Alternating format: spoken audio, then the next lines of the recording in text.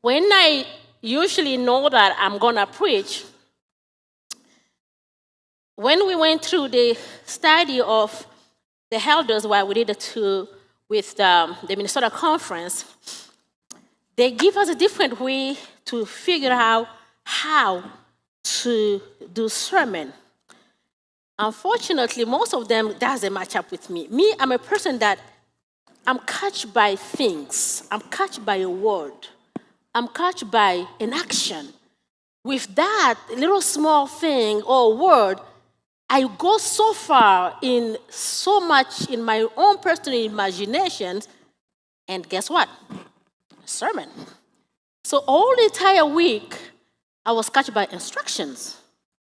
Actually, almost 3-4 weeks ago, I came catch instruction. So why is instruction keep coming in my mind? Why instructions keep coming in my mind? And I found myself that, yes, I am in the business that I have to give instruction all the time.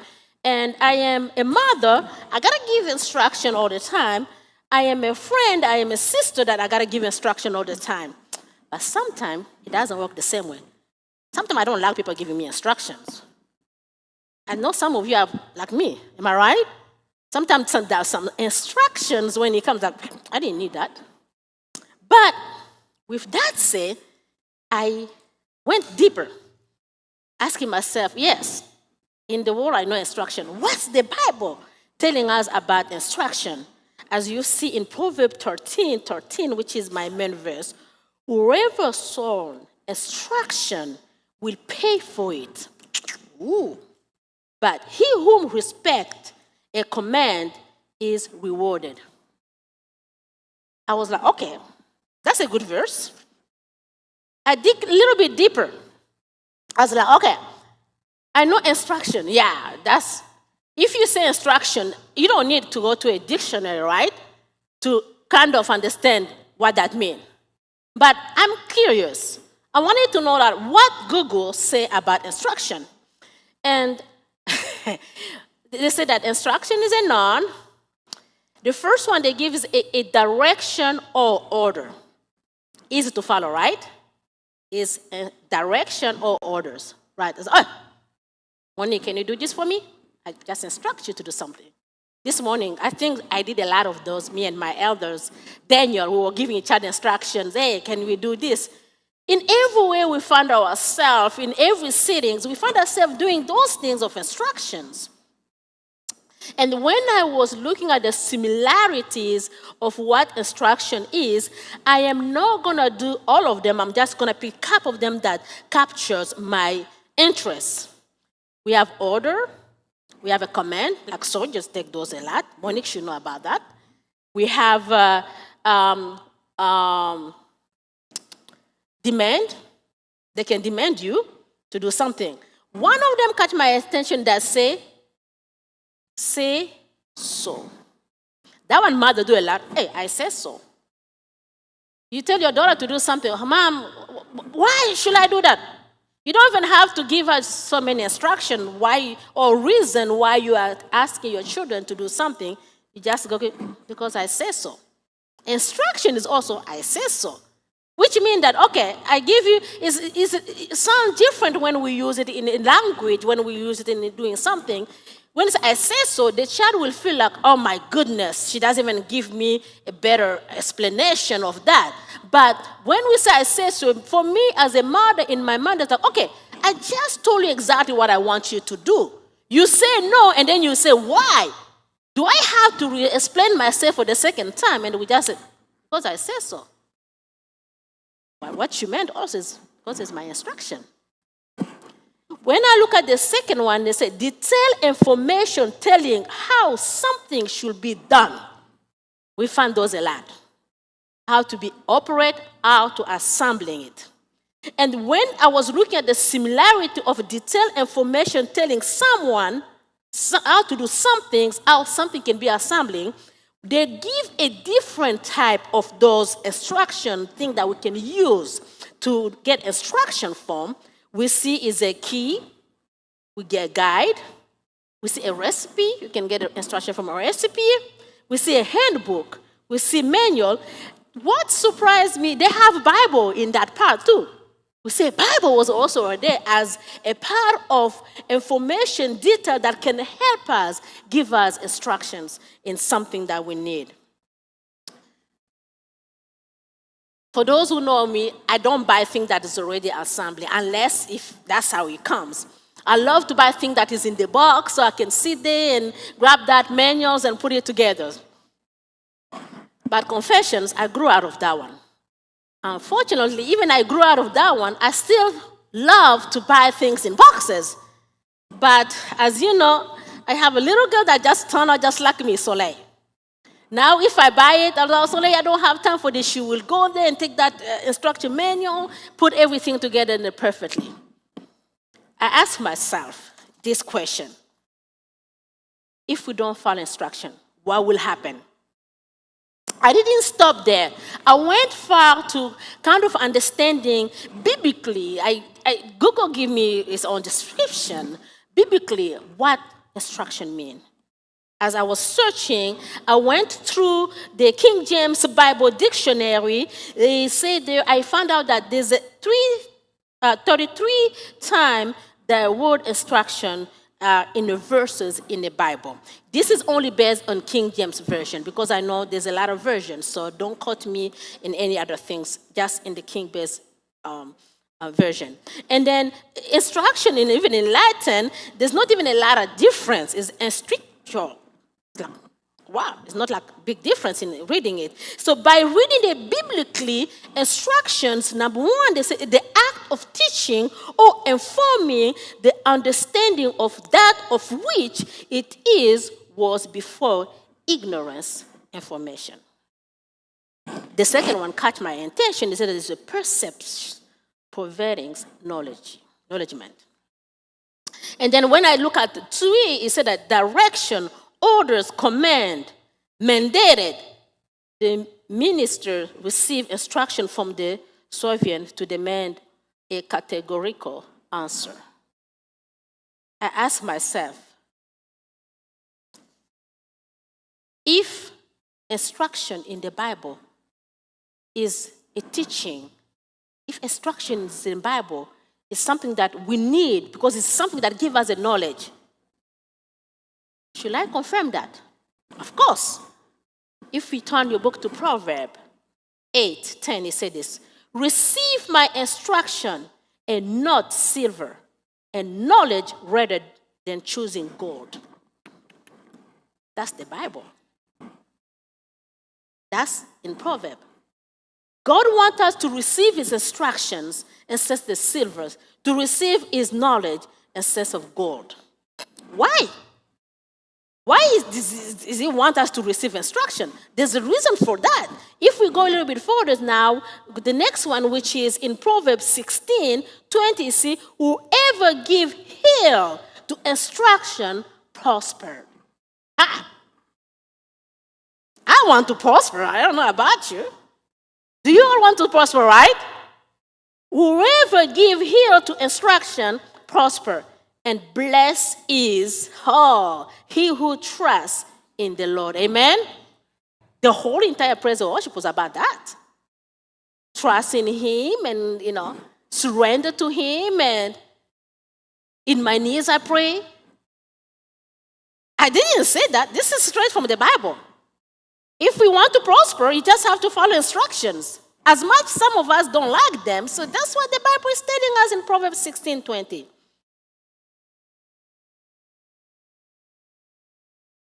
I went a little bit deeper to look at some of our books from Ellen G. White. This is what I see that in Great Controversy, page 597, say, ignorance is not excuse for error or sin. That's a good one. You can't say I don't know it, because when I say the instructions, it's like a manual is the book that teaching us things that we need to know, right?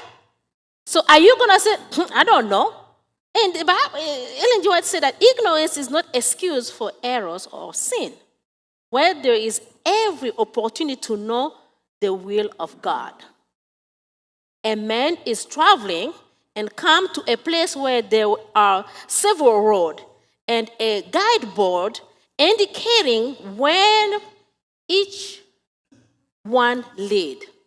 If it disregards the guardboard and takes whichever road seems to him to the right, he might be ever so sincere, but he will all probably find himself on the wrong road. Am I right?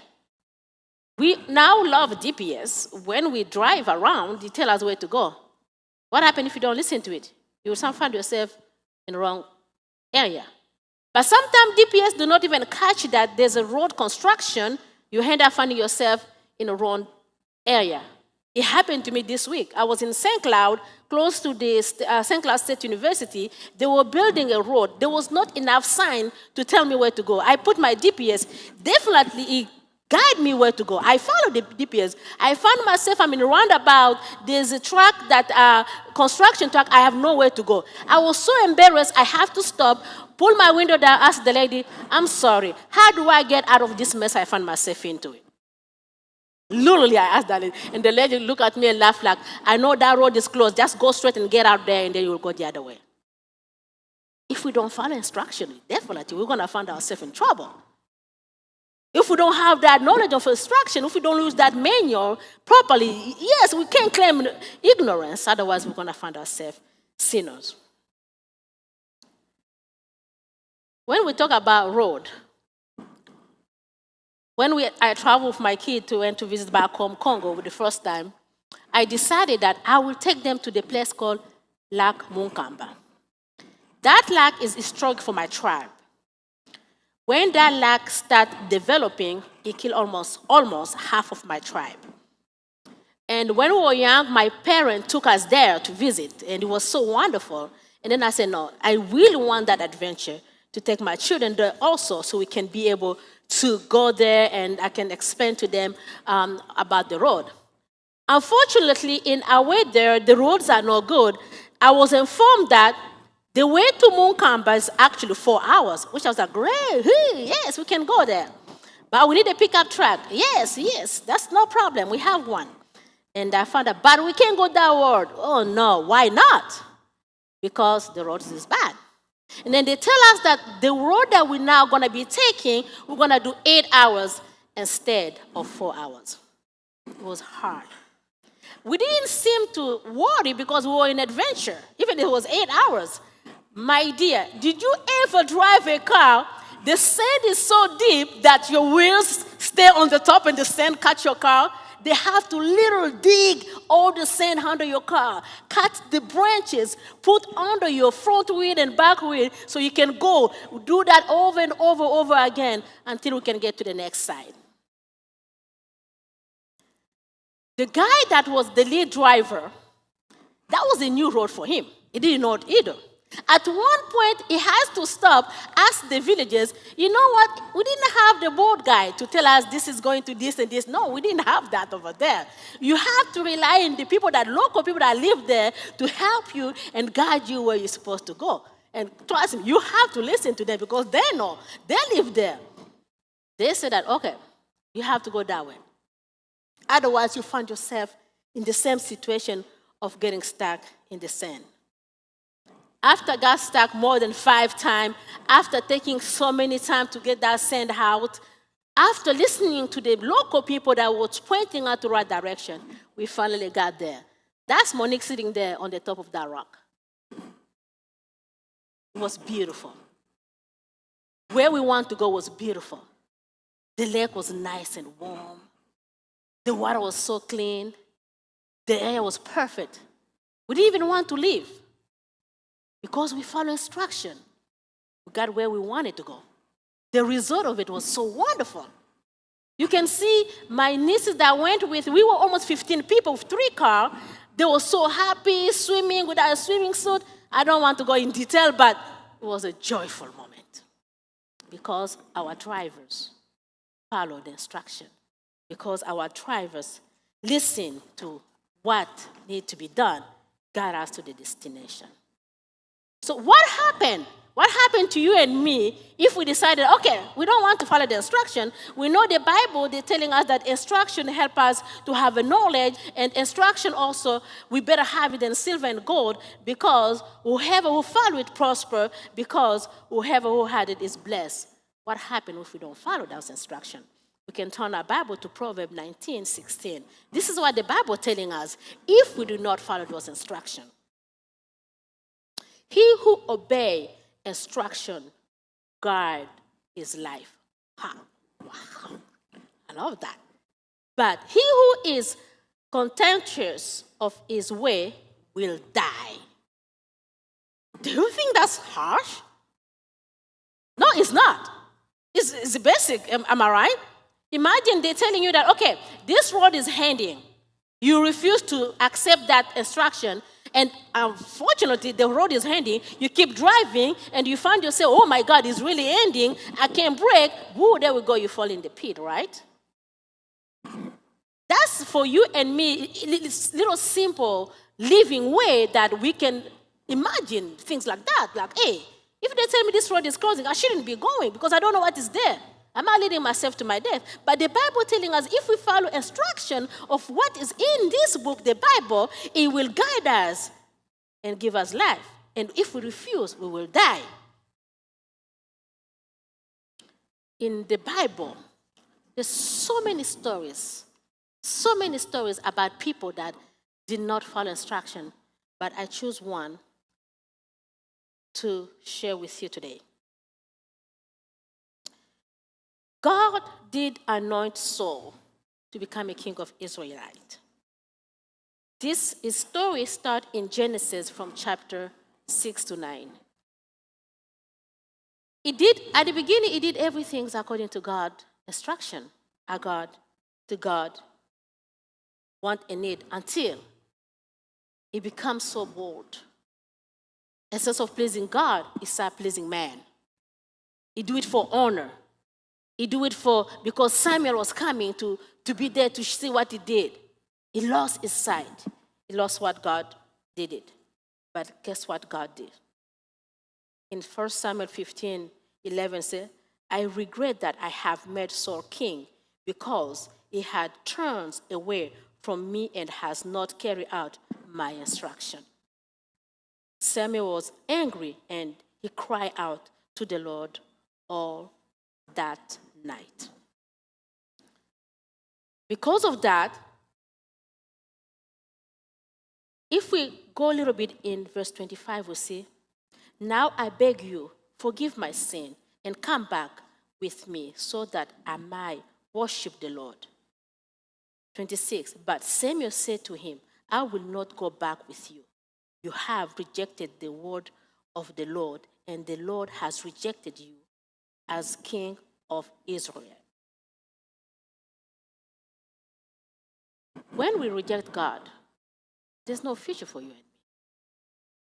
When we reject instruction, there's no future for you and me. We'll find ourselves in the same situation like Saul. It was so bad that even we read a little bit further in this information, Samuel cried, bitter, about Saul. And I ask myself, I usually want to go a little bit in different imagination. What happened if he did turn his way and change and want to do better? I found an answer in one of the books we've been studying with Elder Libni in Patriarch and Prophet, page 630. It's also there for us. And he read, it was not sorrow for sin, but fear of it penetrate that actually the king of Israel has his entrance, Samuel. I pray thee, pardon my sin, and turn away with me, that I might worship the Lord. If Samuel had truly repented, he could have made public confession of his sin, but he his chief anxiety to maintain his authority and remain the allegiance of his people. He desires the honor of Samuel's presence in order to strengthen his own influence with the nation. That's the only thing I was looking at it. He wanted Samuel's presence. He wanted to please people. He didn't want to follow God's instruction anymore.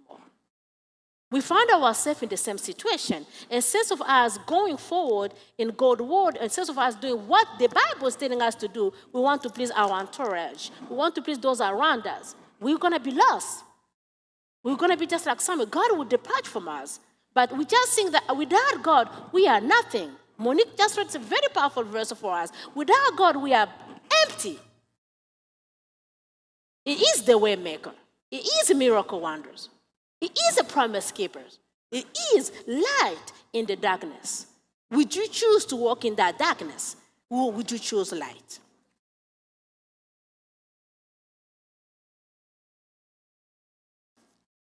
If he could have followed instruction, he would not lose his soul. Because if we look at in Proverbs 4:13, it says, "Listen to my instruction and be wise. Do not disregard it. Blessed are those who listen to me, watching daily at my door, waiting at my doorway." That's in Proverbs 4:13. The Lord is asking you and me to listen to those instructions. The Lord wants us to wait in his doorway because, like it or not, he's going to come soon. Would you be at that doorway waiting for him and be ready for you to go to heaven with him? Because we see in the Bible what happened for those that did not follow those instructions. One of my greatest story that I love a lot is the story of Noah. If you look at in Noah from Genesis 6-9, you will see that Noah's story started with so many ups and downs. When you open the Bible, just at the beginning at verse 16, you see that people of Nineveh were so evil in everything they're doing. Noah preached to them to turn away. They didn't listen. And in verse 5, the Lord saw that the wickedness of man was greatest in the earth, and that every intent of the thought of his heart was only evil. And throughout that situation, God gave a Noah instruction. God gave him a wisdom, tell him that, okay, I am about to destroy this because I don't want to keep seeing this evil because it's going to continue forever and my people are going to be destroyed. I want you to build the ark. Give him a different instruction. I want it to be this high, this big, use this material, do this and do this. What happened if Noah did not follow that instruction that God gave him? In Prophet and Patriarchs 95, they said that God gave Noah the exact dimension of the ark and explicitly direction in regard of its construction, and every particular human wisdom will not have diverse instruction of so great strength and durability. God was the design and Noah the master builder. To you and me also, God is the designer. We are just the master builder. Every day throughout our life, he designed it for us. He gives us instruction. He tells us what to do. Let's be like Noah's. We can just be the master designers. I love to run my imagination. I ask myself, what happened if Noah did not follow that instruction? If God tell him that use this specific of wood, he said, no, I'm going to use the male. If God said, put two animal 2 by 2, no, I'm not only going to take females. If God tell him that do this, if he didn't follow that instruction, yes, the storm came. If he didn't use the right material for the boat could have sunk, right?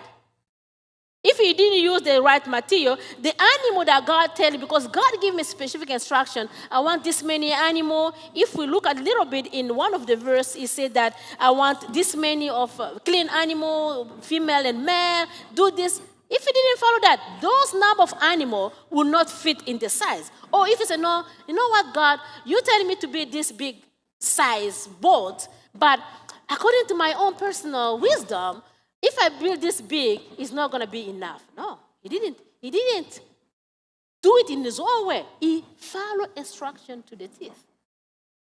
That's what saved him with his children. That's what saved him with all the animal that was able to get in the boat. Why we shouldn't follow instruction? Because we see in everything, even let's say for instance, you wake up in the morning, there's such a rules or such thing that you do to get out through your day. For those people who are stricted with the routine, if your routine is a little bit deviated, you have a bad day, right? Who's like that? I am sometimes. I need my routine the way it is. And that's your own personal instruction. Even though you don't write it down, that's your routine, that's your instruction. I wake up, I brush my teeth, I eat breakfast. I have one my sister. If she doesn't eat breakfast, don't talk to her. For me, I don't care. I wake up, I brush my teeth, I grab my key, I get from my days. So we each have our own way of instruction to follow within ourselves without even writing it down. And if we don't follow those instructions, we have a bad day. And if we don't follow instruction in our daily life, our life won't be the same. As I say, I like that.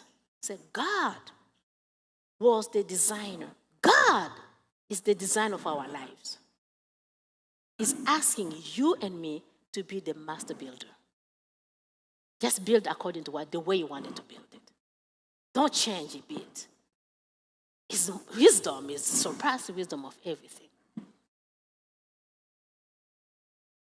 Again, I find myself asking this question over and over and over.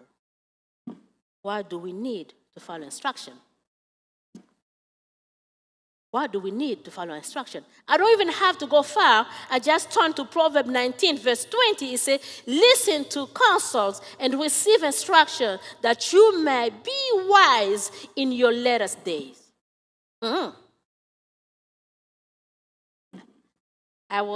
When he called me last night, Mom, so what's your sermon? Because I need to pick the closing song. I told her instructions, and I give her the verse. Oh, I've been reading Proverbs too. I think this girl, we are connected, so better watch it.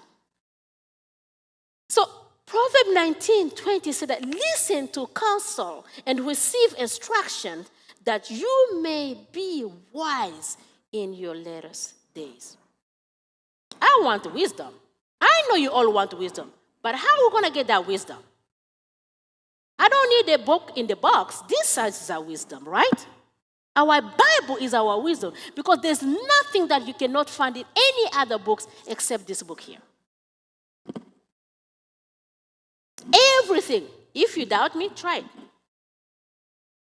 Everything you need, even witchcraft, is in this book. God will tell you what to do when that comes. When you are sick, God will tell you what to do. When you are lost, God will tell you what to do.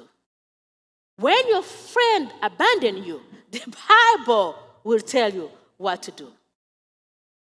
When you are depressed, the Bible will tell you what to do. But why? Why we are not following this instruction? Because it is telling us that so we can be wise in the later days. We are in those times. We are in those later days. We are so busy working, we are tired, we don't have time to read the Bible, and we don't even have time to follow instruction. We're going to find ourselves distracted when God comes. And I don't even have to go far. We see everything is going to the wars. It's in the Bible. It was predicted. It will happen. Where is your position? Where are you? Are you ready for when Jesus is going to come at that door? When he's ready, would you be in the hallway waiting and ready to receive him? Let's not get lost. let's not be busy that we don't have time to see our instruction. As much we work, as much we are tired. Sometimes we don't even have a time for a good prayer. Just a quick prayer and then we sleep. We forgot that the word in the Bible can be our comfort. I'm going to end with one verse that I know was so powerful, but I'm going to add one more because I like the verse that Monique read. In Proverbs 8:33-35, it says, listen to my instruction and be wise. Do not disregard it. Blessed are those who listen to me, watching daily at my door, waiting at my doorway. My wish is for you and me. Follow those instructions.